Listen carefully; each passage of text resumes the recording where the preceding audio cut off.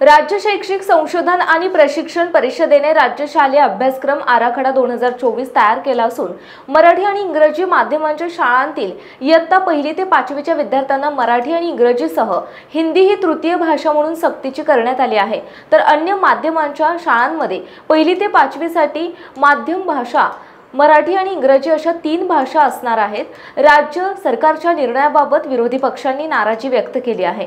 हिंदी भाषेऐवजी सर्व शाळांमध्ये मराठी भाषा सक्तीची करण्यात यावी अशी मागणी ठाकरे गटाचे नेते खासदार संजय राऊत यांनी राज्य सरकारकडे केली आहे। लोकांना ठामपणे बोलताना पाहिलंय का? कधीच नाही। याचं कारण या महाराष्ट्राच्या निर्मितीमध्ये ह्या लोकांचं योगदान नाही। संयुक्त महाराष्ट्राचा लढा असेल, बेळगाव कारवार सीमा प्रश्न असेल, आताही तिकडे बेळगावामध्ये मराठी भाषेवरती एवढा अत्याचार होतो आहे।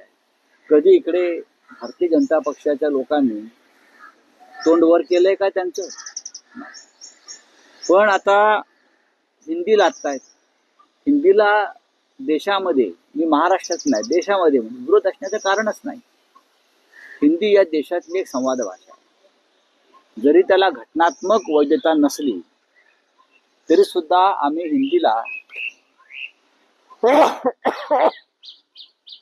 हिंदीला राष्ट्रभाषेचा दर्जा आहे।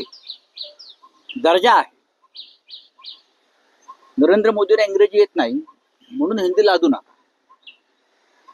अमित शहाना इंग्रजी येत नाही म्हणून तुम्ही हिंदी लादू नका। ही त्यांची सोय करतायत ते मोदी आणि शहांची आणि त्यांच्या इतर लोकांची, की त्यांना इंग्रजी येत नाही, त्यांना अन्य भाषा येत नाही,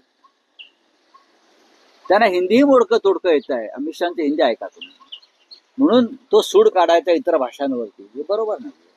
महाराष्ट्रासारख्या राज्यामध्ये खास करून मुंबई, जी हिंदी सिनेसृष्टीचं प्रमुख ऊर्जा आहे, जिथून हिंदी सिनेमा बनतो, जिथे हिंदी भाषेचा उगम होतो, तिथे तुम्ही आम्हाला कशाला हिंदी सक्तीची करता? या महाराष्ट्रातून, या मुंबईतूनच हिंदी सिनेमा, हिंदी गाणी, हिंदी साहित्य, हिंदी नाटक हे इथे आहे। या शहरात आणि या महाराष्ट्र पृथ्वी थिएटर कुठे आहे? इतर कुठल्या भागात आहे का? या महाराष्ट्रात हिंदी भाषा भवन आहे, उत्तर भारतीय भवन आहे ना, कोणी विरोध केलाय का? मग आमच्यावर का लादता? जिथे नाही तिथे लादा, लादूही नका, सक्तीची करू नका। हिंदीचा प्रचार आणि प्रसार करा।